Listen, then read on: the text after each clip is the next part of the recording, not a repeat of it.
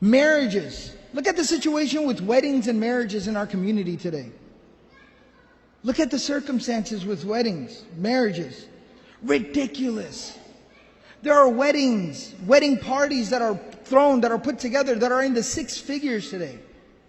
People spending 6 figures, dropping 6 figures for a 4-hour event where you don't even personally know most of the people. And they're probably going to talk bad about you and your food after they leave. Like, man, the roti was kind of cold. They put the raita at the beginning of the line. Who puts raita and the biryani on top of the raita? They're bad-mouthing you. They're making fun of you. And you drop like $200 a plate. You pay $200 a seat. Because you had to have your wedding in the super-duper intercontinental, intergalactic hotel. Right? It's got a launch pad on top where a spaceship can land. Just in case if any Martians wanted to come to your wedding. We have relatives there too, you know. You know. I'm Naaman. We got relatives everywhere. Right? So that's the wedding. I'm not lying to you. I wish I was lying. I wish I was joking. I travel a lot. And it's not a lot of fun. I miss my family. I miss my babies.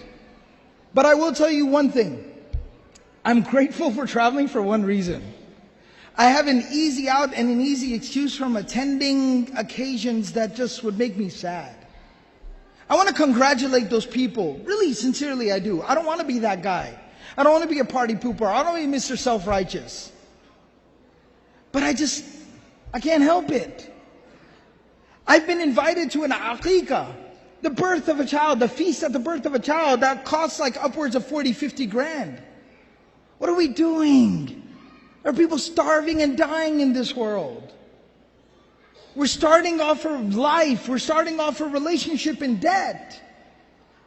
You know, the Prophet ﷺ said that the best of marriages, the best of weddings, the ones that are the most blessed, are the ones that have the least amount of these type of extravagant expenses made. You know, the Prophet ﷺ, Walimah, the feast for after the wedding, is a sunnah, a great sunnah of the Prophet ﷺ. But you know what the Prophet ﷺ told us? He said, bi'sal walimah. He said the worst walimah is the one where there is no place for poor people. Subhanallah. Think about our occasions now. We want to invite the cream of the crop. We want celebrities there. We want famous people there. That's who we want at our occasions, at our parties. And the Prophet ﷺ is saying that's the worst possible way to celebrate. You didn't make place for the ummah? What were you ashamed of? What were you embarrassed of? Poor people? Abu Hurairah was a poor man. Homeless people? Abu Hurairah slept outside the masjid. You were embarrassed of like lower class people?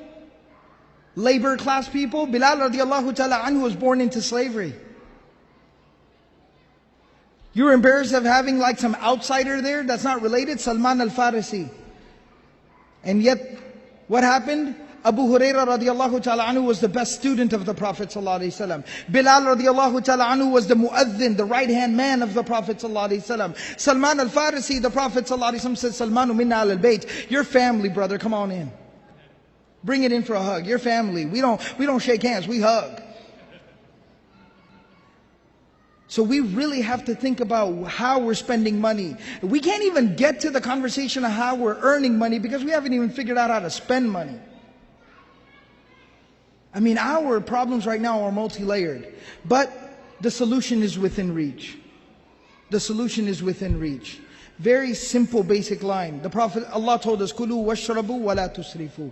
Eat and drink, live life. I ain't telling you not to live life. I just had a hot dog. Eat and drink, live life. Don't tell my wife, by the way. Alright? Kulu washrabu, eat and drink, live life. Wala tusrifu, just don't cross that line. Why? Inna Allah la yuhibbul musrifin. Allah doesn't love people who cross that line. Innal mubathirina kanu ikhwana shayateen. People who spend without need are the brothers of shaitan. And finally, Allah subhanahu wa ta'ala told us, if you keep playing this game of trying to one-up one another, alhaakumut takathur. This has ruined you. This has made you useless. Hatta zurtumul maqabir. Take a look at where you're going. and see what you've prepared for where you're going. And it'll be a real wake-up call.